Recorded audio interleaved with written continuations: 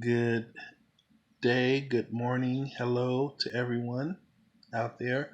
Just wanted to do a quick video.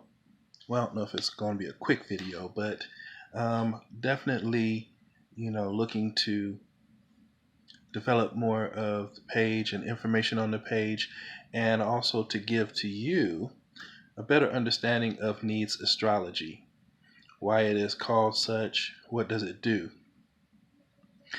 And I'll start by saying, transmutationally speaking, there are feelings, there are experiences that we all have which highlight the different attributes, the characteristics that we have as human beings, and how that plays out, for example, in our zodiac or in our birth charts. And with needs astrology, it has a lot to do with graduating and being able to understand feelings of graduation. Um, when you're a little kid, you put your hand on the stove, it's hot, you get burned, you start crying. How many times do you go through that as a child? Having had that feeling of being burned, you learn very quickly that that's not what you're supposed to do. So it is the same type of understanding that we come to needs astrology with, and we match the feelings along with some verbiage or some describers, adjectives, um, and as well those things connected with experiences and just how we see ourselves in life and those things that we desire to achieve. And a lot of it has to do with, higher nature versus lower nature. Your chakras has to do with your kundalini. It has to do with, a lot of metaphysical type themes and experiences, and different realms that you might be able to go to, even in just, opening your understanding to different levels of thought, different levels of emotion, and being connected with the world, the oneness of the world that everyone speaks about, that we are all moving towards, because we are. um, and in some ways, you see that happening. There are certain movements, that come along that trigger, outrage or trigger celebration, whatever those experiences are.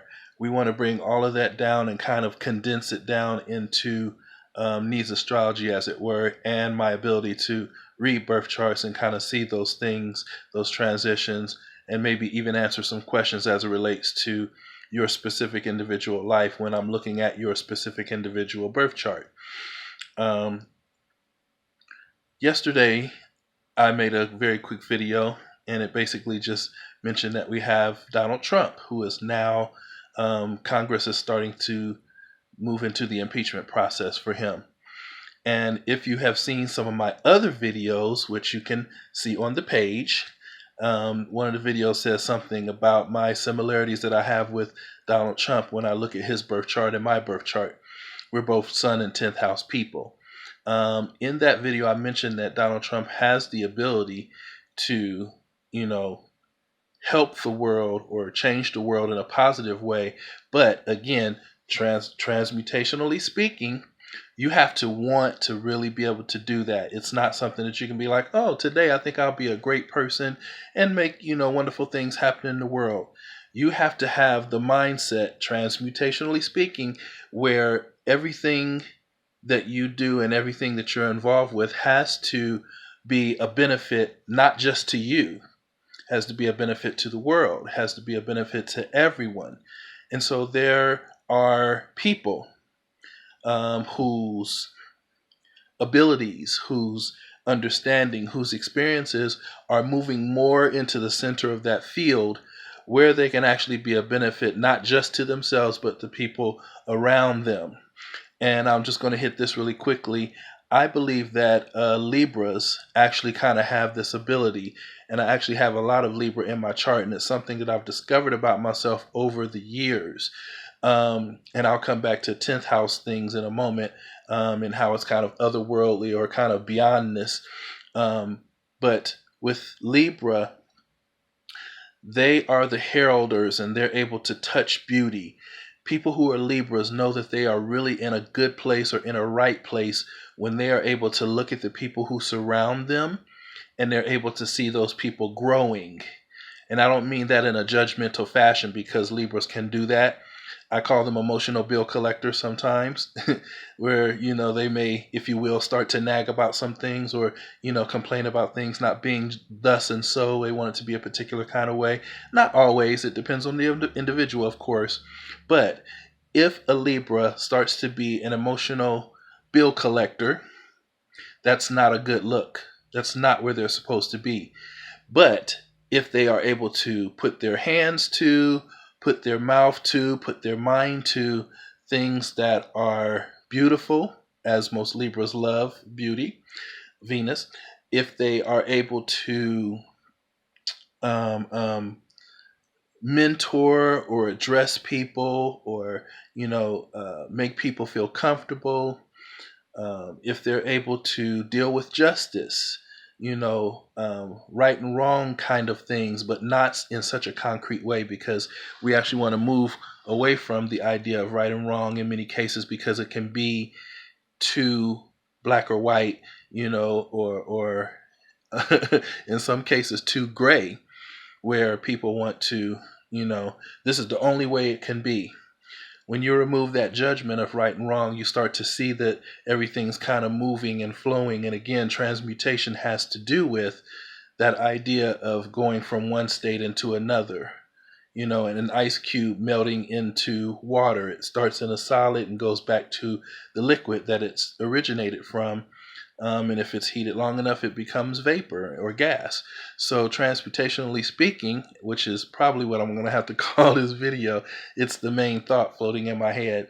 When I'm dealing with needs astrology, you want to view the information. And if you're going to the website, needsastrology.webs.com, if you're going to the website and you're viewing your particular sun sign, or you're looking at your birth chart and those other planets and what signs or houses they're connected to, when you start to read those words, you're basically going to be looking for something that resonates with you, something that chimes with you. And if you find one of those words, even if you don't know what that word means on the screen, because sometimes I can be a little verbose and I can be a little bit wordy in my vocabulary, but again, that's part of the experience. When you're speaking with someone and someone states a word that you don't understand, sometimes you're able to glean that word just in context. Sometimes you need to go get a dictionary. That's all great and fine. But at the end of the day, when your understanding is enlightened and you begin to adapt to whatever that idea, that word, that thought, that feeling, that experience is, it should be one that sits well with you.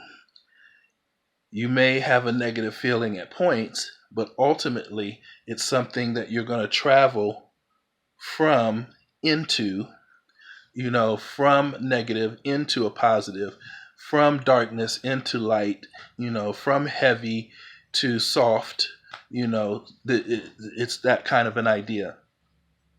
And so at some point, I'm sure I'll go through, the different signs and do something as it relates to Aries, Taurus, Gemini, Cancer, Leo, Virgo, Libra, Scorpio, Sagittarius, Capricorn, Aquarius, Pisces.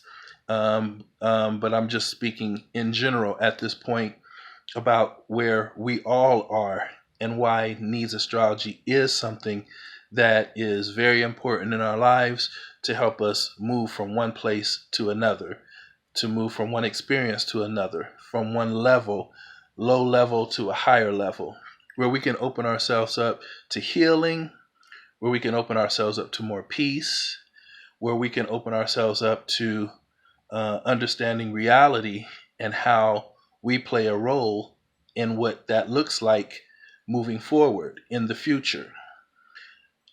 All of us are contributors. All of us play a role. All of us have some level of knowledge, understanding, wisdom. And if you're a person who is able to guard your eye gates and your ear gates very well, and you're guarding your mouth gate, where It's not so much always that what goes into a man that defiles him, but it's what comes out.